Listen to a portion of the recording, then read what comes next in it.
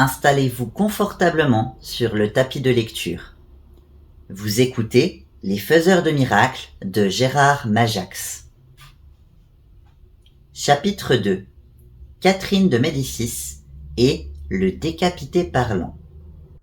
Note du lecteur. Ce chapitre détient une description assez macabre d'un meurtre. À écouter selon vos sensibilités. Catherine de Médicis enlace maternellement les épaules tremblantes de fièvre du roi Charles IX, son malheureux fils. D'un geste apaisant, le magicien Cosimo Ruggieri enjoint à tous deux de rester dans ce coin sombre de la chapelle. La mère et son royal héritier demeurent immobiles. Le froid les engourdit un peu et le silence lourd d'angoisse augmente leur émotion. Un peu plus loin, Arlequin de lumière, habillé par le soleil filtrant à travers le vitrail multicolore, l'enfant juif ouvre de grands yeux étonnés. Il est encore étourdi par son enlèvement, et il découvre ce lugubre décor avec une épouvante qui lui fait pressentir l'abomination dont il risque d'être la victime.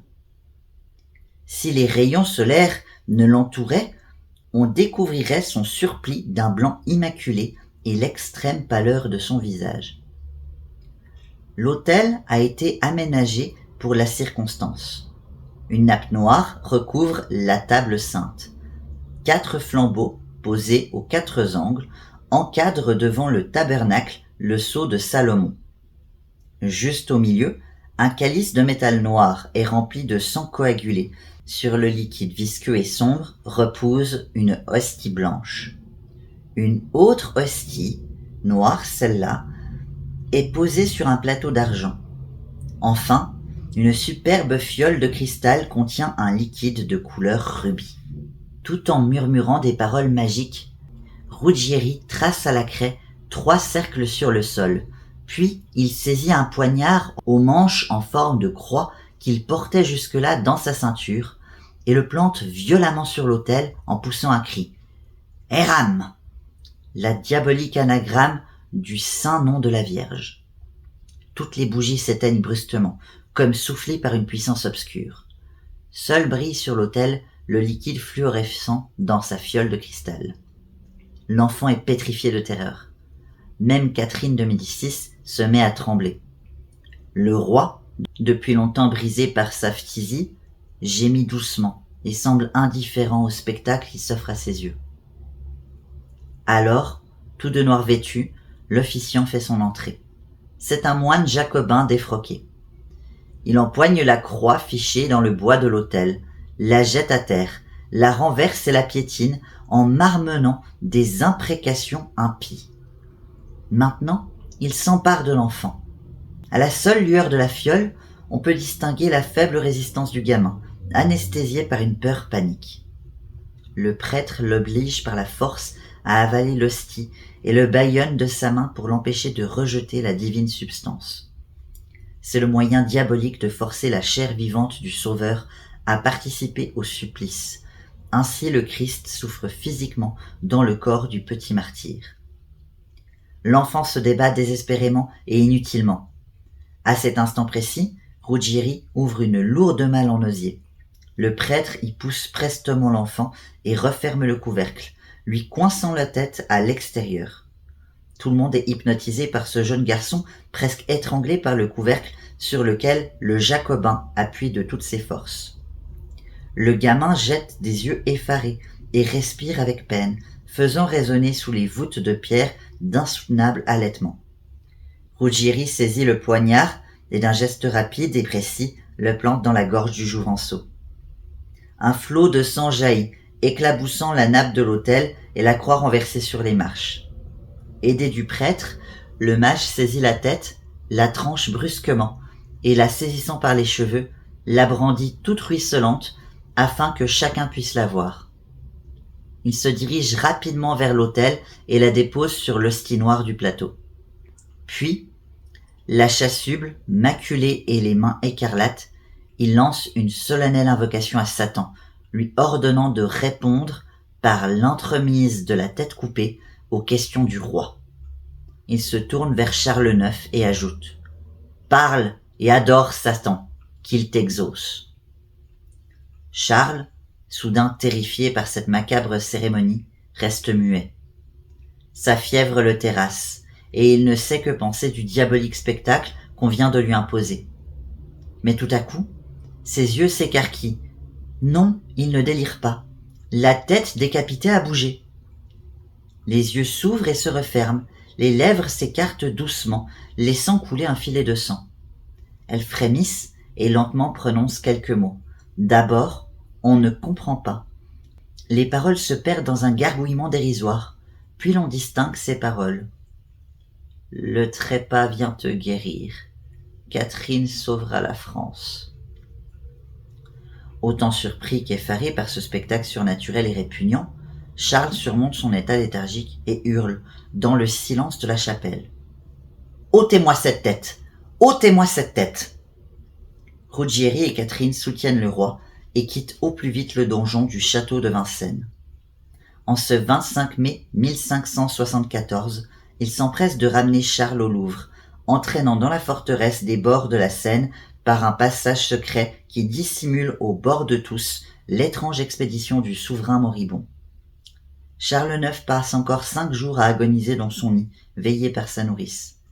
Lorsqu'elle se penche sur lui, celle-ci l'entend mêler dans son délire le fantôme d'un enfant juif décapité et les spectres des Huguenots massacrés dont il traîne l'infamie repentance. Une accalmie soudaine dans son mal lui rend la raison au matin du 30 mai. Il fait aussitôt mander à son chevet le duc d'Alençon et le roi de Navarre pour donner à ces importants personnages du royaume des ordres précis. La régence devrait être confiée à sa mère en attendant le retour de son frère qui, pour l'heure, règne dans la lointaine Pologne.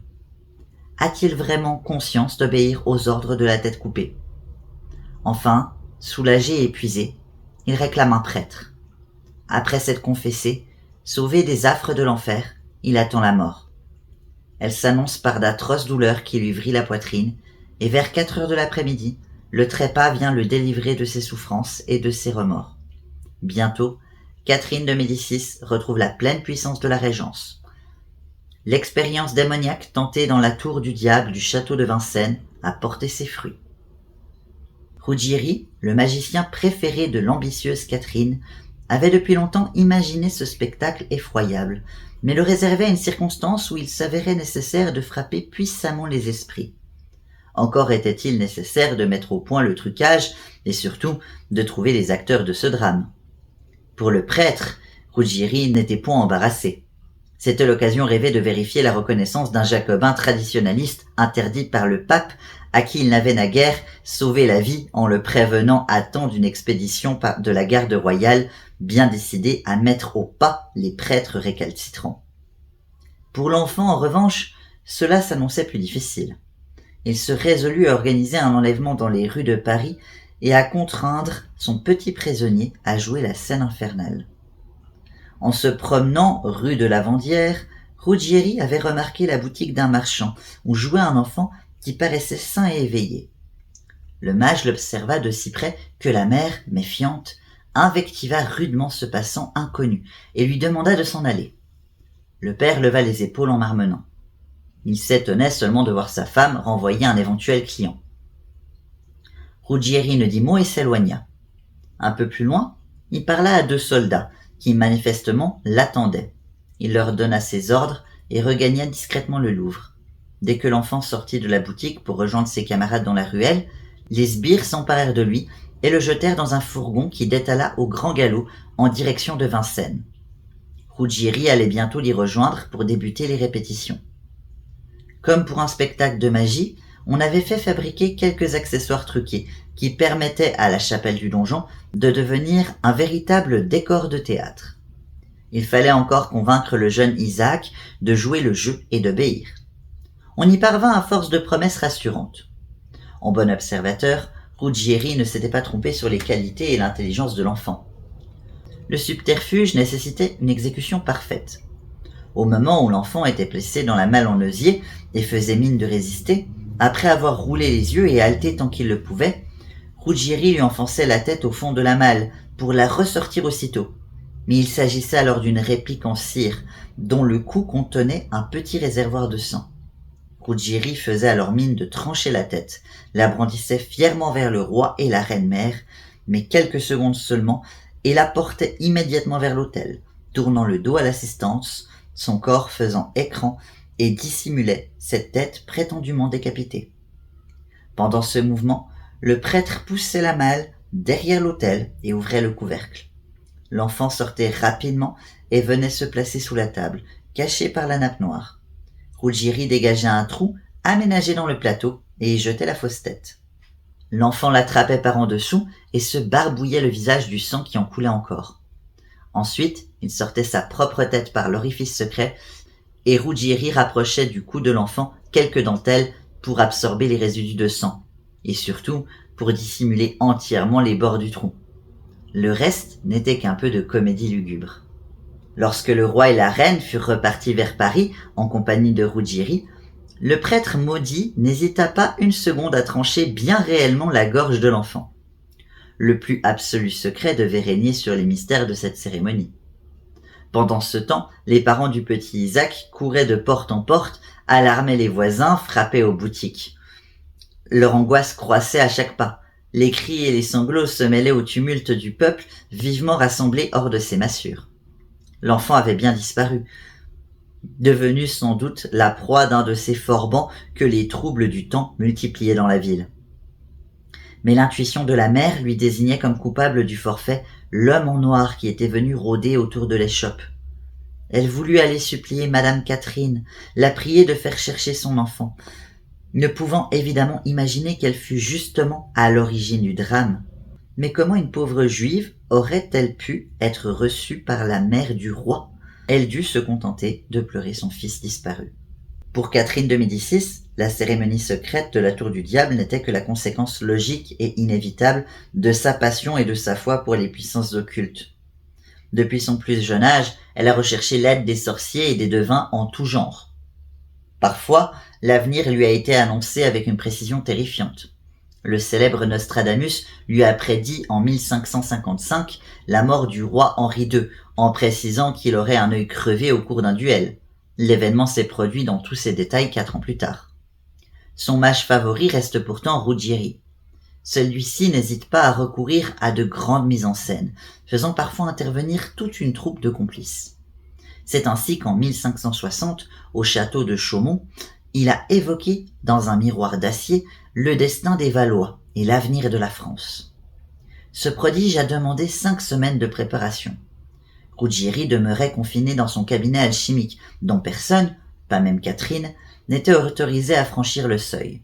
Cette pièce était peu éclairée, la lumière pénétrant difficilement par des vitraux verdâtres.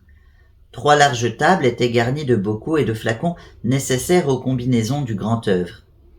La hotte de la cheminée abritait l'athanor, fourneau des combustions alchimiques, l'œuf philosophique, des creusets et des alambics. Une fontaine, posée dans un angle, servait aux purifications. Le parquet était jonché de grimoires et de rouleaux de parchemin. Une odeur de menthe et de ricin chauffé emplissait l'atmosphère. Ces senteurs lourdes devaient chasser les esprits maléfiques et détruire les larves que d'hostiles puissances pourraient y créer. Sur les vieux murs crépis à la chaux, on pouvait lire quelques formules incompréhensibles. Face à la fenêtre, un astrolabe était destiné à déterminer la position des astres et un énorme sablier permettait de mesurer le temps.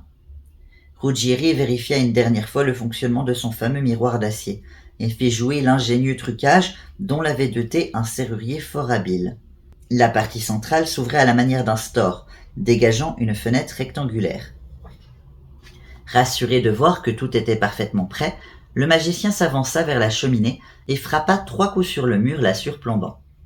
Un coup, un trou, identique à celui du miroir, apparut dans le revêtement de marbre et un visage inquiet surgit dans cette ouverture insoupçonnée. « C'est pour maintenant ?» demanda l'homme. « Non, répondit Ruggieri, je veux seulement contrôler la bonne mise en place des accessoires. Mouillez 2 parchemins afin de les rendre transpirants. Ils figureront le miroir lorsqu'il sera escamoté. Humidifiez les bâtons d'herbe attachés aux torches, la fumée n'en sera que plus opaque.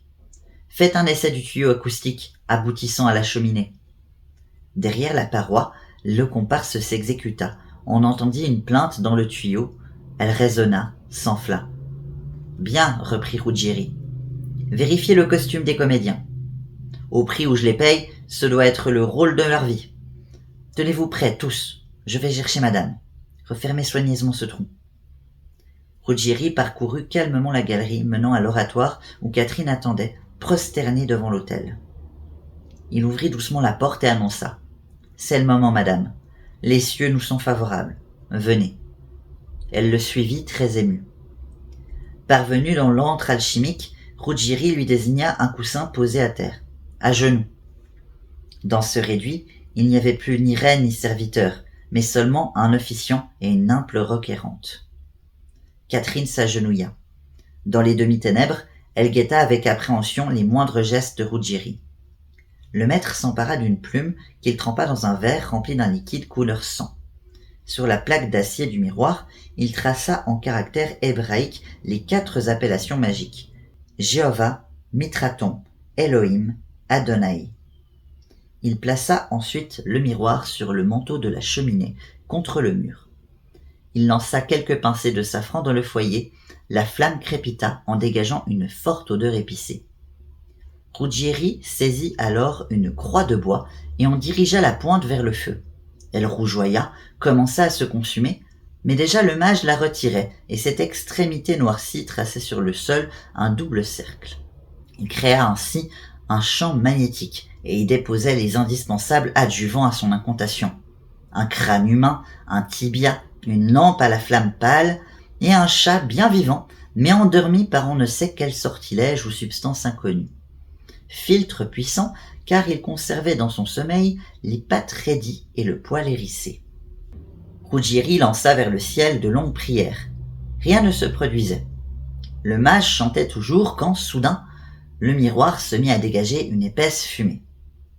Une nouvelle pincée de safran fut lancée sur les braises. Une flamme orange jaillit.